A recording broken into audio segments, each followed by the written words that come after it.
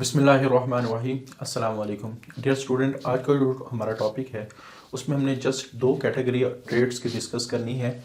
एक को हम कहते हैं क्वालिटेटिव ट्रेड्स, एक को हम कहते हैं क्वांटिटेटिव ट्रेड्स।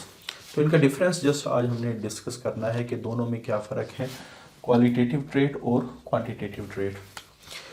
अभी तक जितने भी हमने ट्रेड्स पढ़े हैं जो मेंडल्स के एक्सपेरिमेंट में इस्तेमाल हुए, जैसे सीड शेप, सीड कलर, आप कह सकते हैं फ्लावर का जो कलर है उसकी जो पोजीशन है, या पोड कलर, पोड शेप।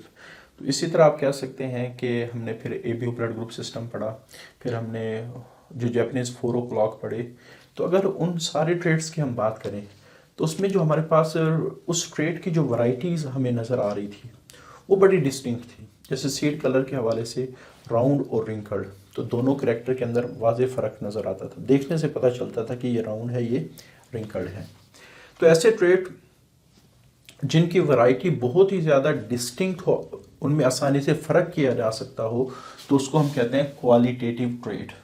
तो इसकी डेफिनेशन क्या बनेगी? The trade which have only few distinct varieties, कि हमारे पास एक ऐसे ट्रेड जिनमें वैरायटी की तादाद थोड़ी हो और उन वैरायटी के दरमियान आसानी से फ़र्क किया जा सकता हो, इसको हम कहते हैं क्वालिटेटिव ट्रेड। अच्छा, क्वांटिटेटिव ट्रेड में क्या होता है कि the traits which have a range of variety between two extremes, कि हमारे पास किसी भी ट्रेड की सबसे पहले दो एक्सट्रीम्स होंगी। एक वैरायटी वो होगी जो सबसे लोअर कैटेगरी की होगी, और एक वैरायटी वो होगी जो सबसे हायर कैटेगरी की होगी, और लोअर से हायर के दरमियान एक मुकम्मल वैरायटी होगी। आप कह सकते हैं एक मुकम्मल रेंज होगी मुख्तलिफ किस्म की वैरायटीज़ की। क्लियर? तो ऐसे क्वांटिटेटिव ट्रेड्स जिसमें एक ह्यूज वैरायटी हो बिटवीन टू एक्सट्रीम्स, इसको हम कहते हैं क्वांटिटेटिव ट्रेड। अच्छा, क्वालिटेटिव ट्रेड का दूसरा नाम डिसकंटिन्यूअस वेरिंग ट्रेड्स भी है, और इसको हम कंटिन्यूअसली वेरिंग ट्रेड भी कहा जाता है। अच्छा, डिसकंटिन्यूअस और कंटिन्यूअस ये क्या है? जैसे फॉर एग्जांपल मैं कहता हूँ कि 1, 4, 10, ठीक है।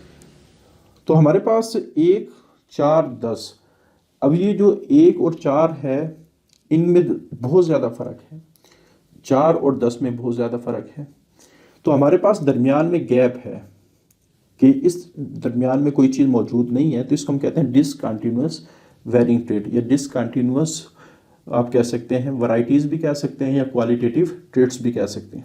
तो 1 को देखा जाएगा, 4 को देखा जाएगा, 10 को देखा जाएगा, तो देखते ही बता देंगे कि हमारे पास ये इतनी क्वांटिटी में ये चीज़ पड़ी है।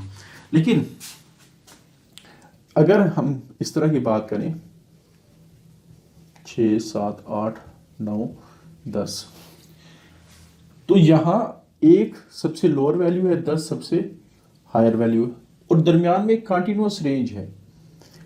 अगर आप 2 और 3 का फ़र्क देखें थोड़ा है, 3 और 4 का फ़र्क देखें थोड़ा है, 4 और 5 का जो फ़र्क देखें थोड़ा है। लेकिन यहाँ क्या होता है कि दो वैरायटी के दरमियान में बहुत ज़्यादा डिफरेंस होता है। तो ये जो आप कह सकते हैं एक पूरी रेंज होती है between lower and higher value, तो इसको हम कहते हैं कंटिन्यूअसली वेरिंग ट्रेड। जैसे अगर हम एग्जांपल की बात करें, इससे आपको थोड़ा सा और भी अच्छी तरह समझ में आ जाएगा। अगर हम सीड कलर की बात करते हैं, जैसे मेंडल्स के एक्सपेरिमेंट में जो पी का सीड है उसके कलर की, तो येलो और ग्रीन। अब येलो और ग्रीन बहुत ही ज़्यादा डिफरेंट कैरेक्टर हैं। लेकिन अगर ह्यूमन हाइट की हम बात करें तो ह्यूमन हाइट में सपोज मैं कहता हूँ कि एक शख्स है 6 फुट का और एक शख्स है 5.9 का, तो देखने से नहीं पता चलेगा कि कौन सा 6 का है कौन सा 5.9 का। एग्जैक्टली मेजर करेंगे तो शायद अंदाजा हो, वरना देखने से ऐसे ही लगेगा कि दोनों एक जैसे हो। तो यहाँ डिफरेंस बहुत ज़्यादा है और यहाँ डिफरेंस बहुत कम है। इसी तरह अगर 5.9 का कंपैरिजन मैं 5.8 के साथ करूं तो ये हमारे पास बहुत कम डिफरेंस हमें नजर आएगा। इसी तरह अगर सपोज मैं कहता हूं कि मिनिमम हमारे पास वैल्यू हाइट की 3 है, इससे भी कम होती है लेकिन हम सपोज कर लेते हैं, 6 से ज़्यादा भी होती है लेकिन 6 सपोज कर लेते हैं। तो अब 6 और 3 के दरमियान में एक कंटिन्यूअस रेंज है, 3.1 वाले भी हैं, 3.2 वाले भी हैं, 3.3 वाले भी हैं, ऐसे। अब 6 से लेके 3 तक कोई भी आप वैल्यू लिख दें, 4.5 भी लिख, जो वैल्यू लिख दें, वहाँ कोई ना कोई इंडिविजुअल मौजूद होगा। ठीक है। तो जैसे आपकी बुक में कुछ एग्जांपल दी गई हैं क्वालिटेटिव ट्रेट के लिहाज से, सीड कलर के लिहाज से बात करेंगे तो येलो और ग्रीन, सीड शेप के लिहाज से बात करेंगे तो यहाँ भी डिस्टिंक्ट वैरायटी है, राउंड और रिंकल्ड। अच्छा, जापानीज 4 o'clock के आगे फ्लावर की बात करेंगे, यहाँ भी डिस्टिंक्ट वैरायटी थी, जैसे रेड, पिंक और हमारे पास वाइट। अच्छा, एबीओ ब्लड ग्रुप के सिस्टम के लिहाज से देखें तो यहाँ भी 4 वैरायटी थी, ए, बी, ए बी और ओ।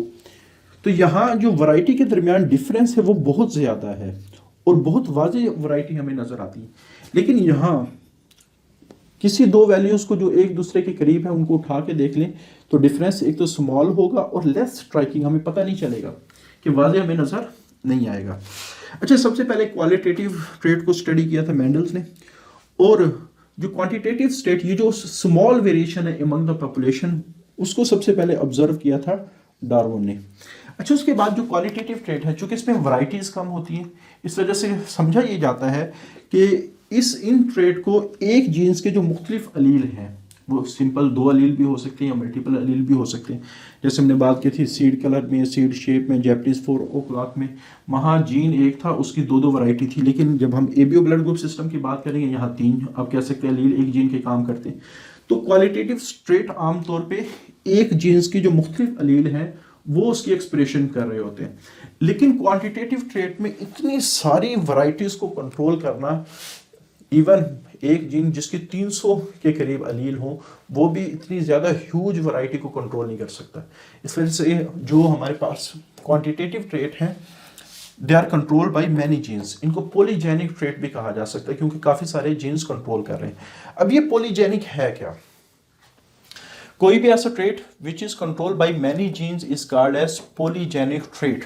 कि कोई भी ऐसा ट्रेट जिसको काफी सारे जीन्स कंट्रोल करें, अलील्स नहीं, हर जीन का अलग अलील्स होंगे लेकिन काफी सारे जीन्स कंट्रोल कर रहे हैं और उनकी डिफरेंट लोकेशन होगी। जैसे मैं कहता हूँ कि सपोज एक कैरेक्टर है, उसको ए जीन, बी जीन, सी जीन, डी जीन ये कंट्रोल कर रहा है, तो अब ये पॉलीजेनिक होगा। ठीक है। हाँ, आगे हर जीन के अलग अलील भी हो सकते हैं। जैसे ए का जो आप कह सकते हैं कि अलील है वो स्मॉल ए, small B, small C, small D.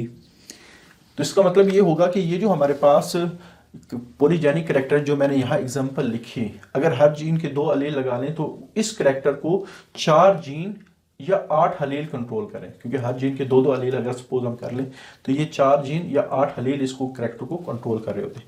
तो आमतौर पे जो कंटिन्यूसली वेरिंग ट्रेट होते हैं या क्वांटिटेटिव ट्रेट होते हैं, ये पॉलीजेनिक होते हैं। अच्छा, जब काफ़ी सारे जीन्स इस एक्सप्रेशन को कंट्रोल करेंगे या इस फिनोटाइप को कंट्रोल करेंगे, अब होगा क्या कि जो एक्सप्रेशन ऑफ ट्रेट बनेगा वो उन सारे जीन्स की एक्सप्रेशन का मजमुआ होगा, सारे जीन्स के एक्सप्रेशन का मजमुआ होगा।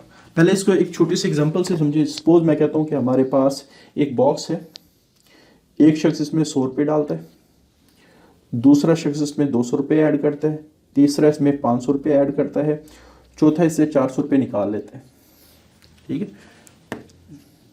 तो अगर आपसे पूछा जाए कि इस बॉक्स में कितने पैसे बचेंगे इन सारे काम होने के बावजूद, तो 100, 200 और 500, 800 रुपये आए, लेकिन 400 चुके निकल गए, तो इस बॉक्स में कितने रह जाएंगे? 400 रह जाएंगे। क्लियर? तो इसी तरह जब भी एक पॉलीजेनिक ट्रेट में फिनोटाइप एक्सप्रेस हो रही होती है तो कुछ जीन ऐसे होते हैं वो उस करैक्टर को आप कह सकते हैं प्रमोट कर रहे होते हैं, कुछ जीन ऐसे होते हैं जो उस करैक्टर को आप कह सकते हैं आप उस फिनोटाइप से डिलीट कर रहे होते हैं या लेस कर रहे होते हैं, कम कर रहे होते हैं, डिक्रीज कर रहे होते हैं। ठीक है। तो हमारे पास जो नेट करैक्टर बनेगा या नेट ट्रेट बनेगा वो उन दोनों के मजमुए के बराबर होगा। जैसे मजमुए से क्या मुराद है कि यहाँ प्लस ऐड प्लस 200 प्लस 500, लेकिन चूंकि ये करैक्टर निकल गया तो -400। तो इन सारों को अगर सम अप किया जाए तो हमारे पास आंसर क्या आएगा? 400। तो हमारे पास जो नेट एक्सप्रेशन होगा वो इन सारे पॉजिटिव और नेगेटिव जिनका जो कम्युलेटिव इफेक्ट बनेगा वो एक्सप्रेशन ऑफ ट्रेट कहलाएगा। क्लियर? तो तो जब भी हम पॉलीजेनिक की बात करते हैं तो इसमें पॉजिटिव और नेगेटिव जो इफ़ेक्ट्स होते हैं जीन्स के ज़रिए से, उनका जो कम्युलेटिव इफेक्ट बनेगा या नेट इफेक्ट बनेगा, तो वो एक्सप्रेशन ऑफ ट्रेट कहलाएगा। बहरहाल इस कॉन्सेप्ट की मज़ीद आप कह सकते हैं क्लियरेंस होगी, क्योंकि अगला जो हम टॉपिक पढ़ेंगे वो है जो वीट सीड कलर का, तो उसमें ये सारे कॉन्सेप्ट अप्लाई होंगे, ख़ासतौर पे क्वांटिटेटिव ट्रेड्स के हवाले से। वहाँ आपके कॉन्सेप्ट में और क्लियरिटी आ जाएगी। तो आज के लिए इतने ही। अल्लाह हाफिज़।